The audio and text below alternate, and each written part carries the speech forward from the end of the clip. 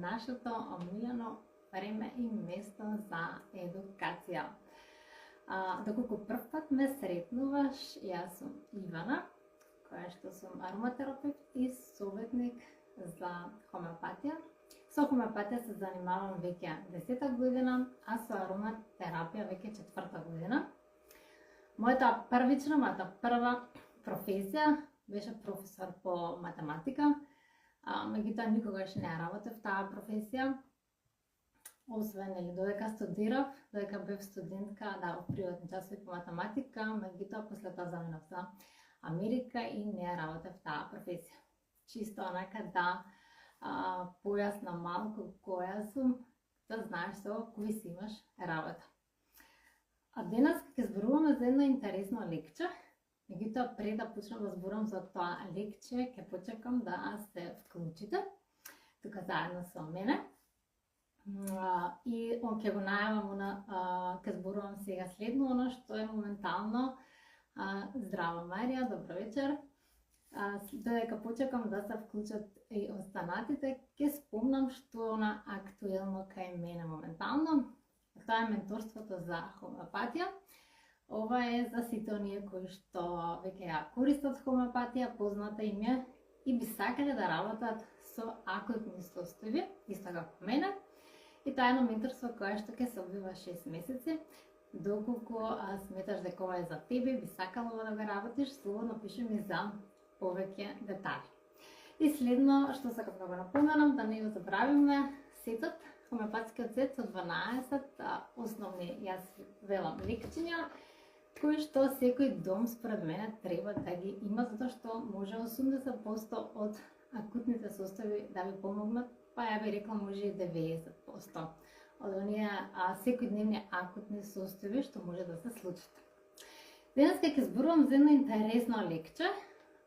Мислам дека не сум го зборувала толку често, меѓутоа има широка намена во смисла на многу потребно.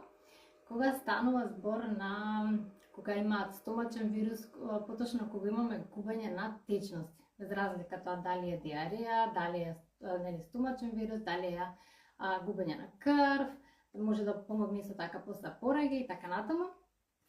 Ќе навлеземе малку подлабоко во лекчето, инаку преводот за тоа лекче ќе биде извадок од оваа книга Хомеопатија во твојата дланка. Јас си го имам преведено, како и секогаш, да иде полесно. Инаку лекчето се вика Quina Officinalis.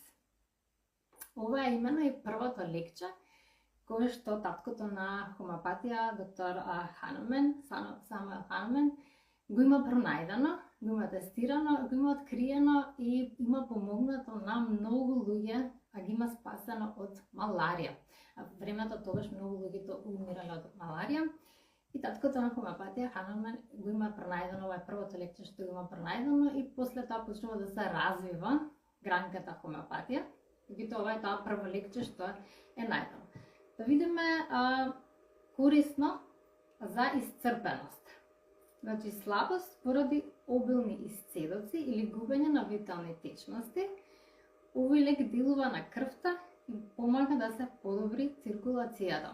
Јас ова лекче го имам давано на моите деца кога имале стомачен вирус, кога имале обилно повраќање и нели за побрзо да се рехидрира телото, или пак исто ова лекче може да се користи кога има висока температура, која што може би и трае ден, 2, 3 и губат тука нели многу течности и би било одлично лекче да се даде во таков случај. Може да биде корисно за труење со храна, особено од расипана вода, месо или овошје, кога има силна диареја. Главоболки може да помогне за главоболки кои се интензивно пулсирачки болка во главата, конгестивни главоболки. Може да помогне и за респираторни проблеми, значи задушувачки катар, има како кркотење во белите дробови, така се слуша, пневмонија по губење на крв, астма која што се вложува во влажно време или по исцрпеност.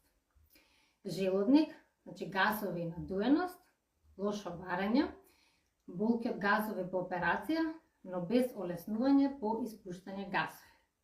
Патничка диареја, значи може да помогне као оние кои што кога патуваат имаат диареја. Многу чувствителен на допир и притисок, особено во пределот на стомак. Ферментација во цревата, особено појавување овошје, колики со гасови. Клучни симптоми, кои се клучни симптоми за ова лекче?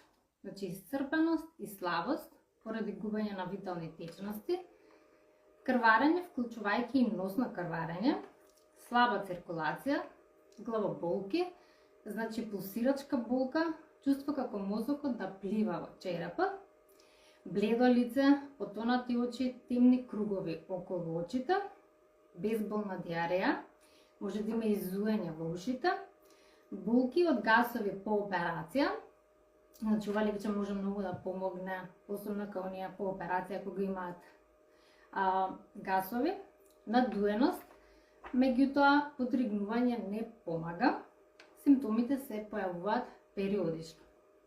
Кои се ментални симптоми? Зашто секогаш ќе ги кажувам менталните симптоми? Затоа што се исто така многу важни кога ги разгледуваме лекчињата, понекогаш затоа што, например, сега овие клучни симптоми што ги кажав, може некои да се поклопуваат со останатих хомеопатски лекчиња, па затоа и секогаш ги гледаме што е можно повеќе симптоми да извлечеме за да знаеме дека тоа не е правото лекче. Затоа ги гледаме секогаш и менталните симптоми.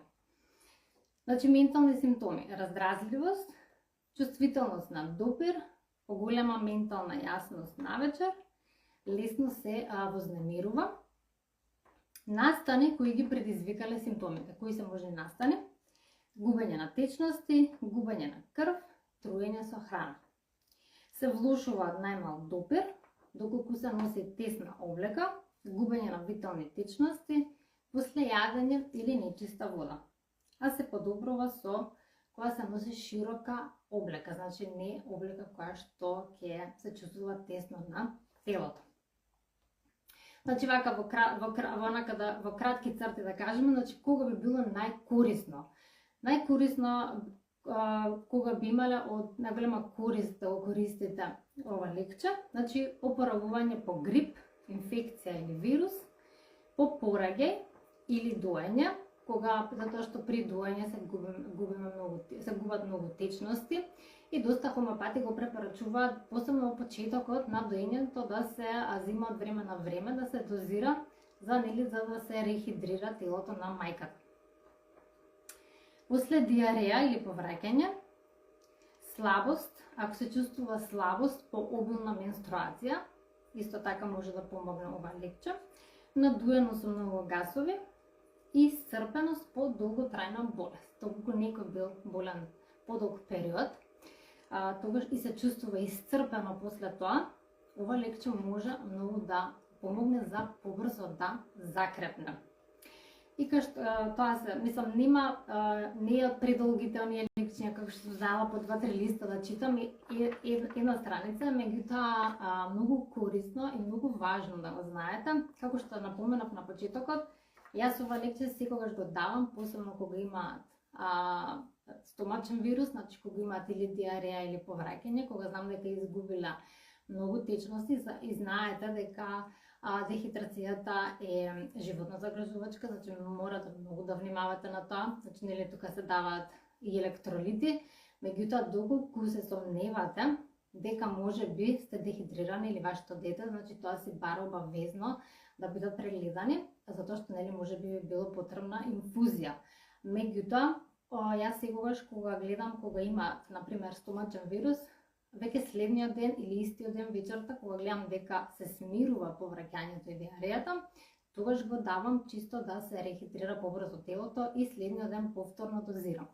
Исто така може и кога имаат висока температура, затоа што тогаш е потребно најмногу течности да се пијат, а често знаат да отпиваат течности тогаш, и за да не дојде до дехидрација, значи во таков случај, во таква акутна состојба исто така може да се искористи. Вие ги кажам како овие што не се, да кажеме, акутни состојби кои што многу почесто не се случува. Меѓутоа многу корисно доколку се случи и губење на крв.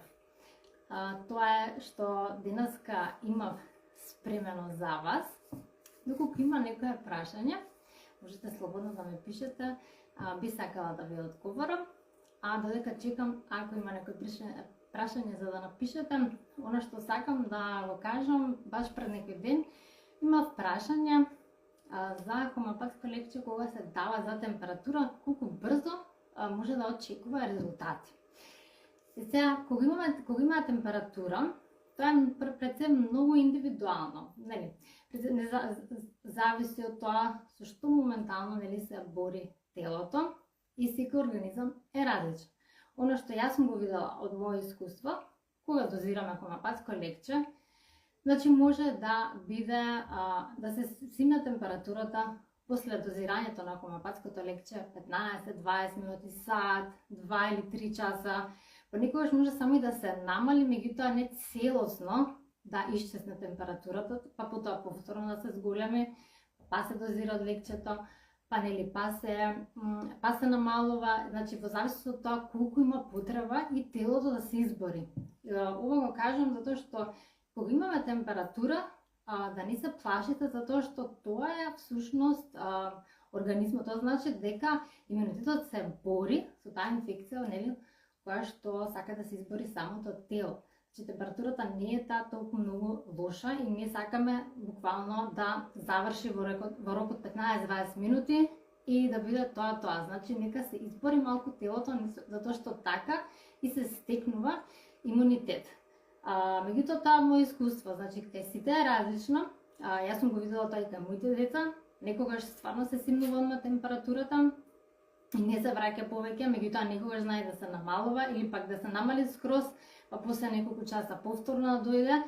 Значи не може да се каже конкретен одговор за колку време би исчезнала температурата. Меѓутоа секако, ова што ми е важно да знаете е дека ќе има подобрување. Значи доколку сте го погодиле лекчето за состојбата во која што се наоѓа, значи ќе има подобрување на состојбата и тоа ја секогаш го очекувам во текот, нели, на денот.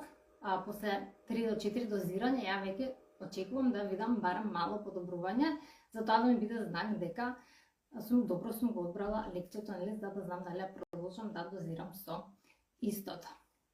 Има едно прашање, касно се вклучив, за кој лекче зборуваше, за Quina officinalis. Тоа е првото лекче што доктор Самуел Ханамен го има и пронајдено. И исто така познато и како друго име, има и Peruvian bark го познато, меѓутоа во хомеопатија е Quina officinalis. Јас си го имам напишано на лајвот, у видеото кој се постира и ќе си остане со целосното име како е хомеопатското лекче. Јас ви благодарам што вечерва се вклучивте тука заедно со мене. Сакам да си имате прекрасна сабота, среќни празници, да споминете убаво за нашиот најубав празник Великден и се дружиме следната сабота со нова тема. Чао!